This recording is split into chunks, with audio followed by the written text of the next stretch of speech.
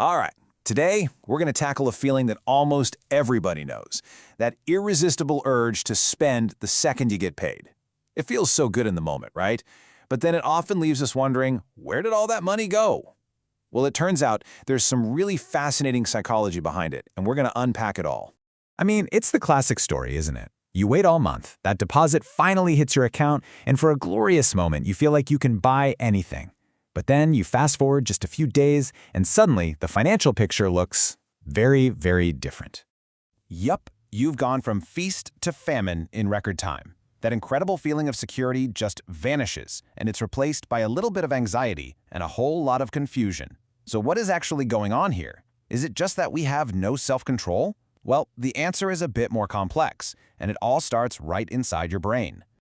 That's right. We're going to look at the psychological driver that makes payday spending feel so darn compelling. And spoiler alert, it's not just about money. It's about how our brains are literally wired to handle stress and reward. And this brings us to a really key idea called the stress-reward loop. Just think about it for a second. Those days leading up to payday, you might be feeling that financial squeeze, right? Bills are coming up, your account is getting low. Payday doesn't just bring you money. It brings this huge, incredible wave of relief, and your brain is programmed to celebrate that feeling.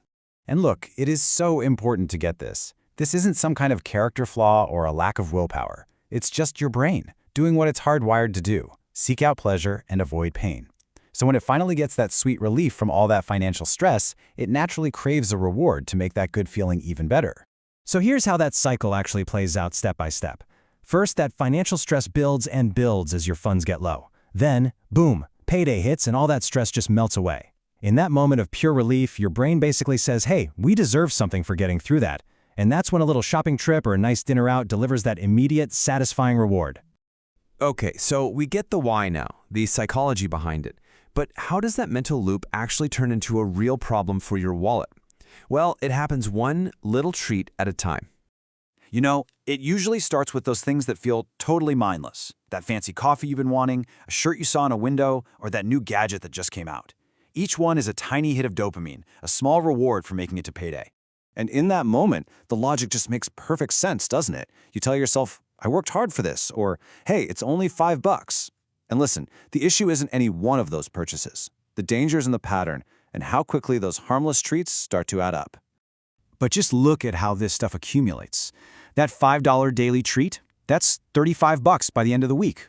Not too bad, maybe. But by the end of the month, you're looking at $150 gone. Poof, without even really thinking about it. And that's just for one small treat. Imagine if you add a few more. That's how a full bank account suddenly springs a leak. All right, so we've seen the psychology and we've seen the financial hit. So what's the big takeaway here? What does this all mean for you, and how can we use this knowledge? Okay, so let's put it all together. Here's the bottom line. Your brain has made a powerful connection between payday and stress relief, and it uses spending as the natural go-to reward.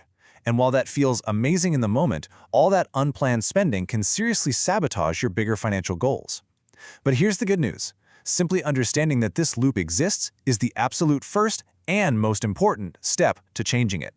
And I want to be super clear about this. The goal here is not to deprive yourself of everything you enjoy. Rewards are important. The goal is to shift from that unconscious, knee-jerk spending to something more conscious, more intentional. It's all about being mindful of the why behind your purchase. And that really leaves us with one last big question to think about. If the spending is just a stand-in for that feeling of relief, what's the real reward your brain is actually after? Is it the thing you just bought? Or is it a deeper feeling of peace, control, and stability? That's something to chew on for sure. Thanks for digging into this with us.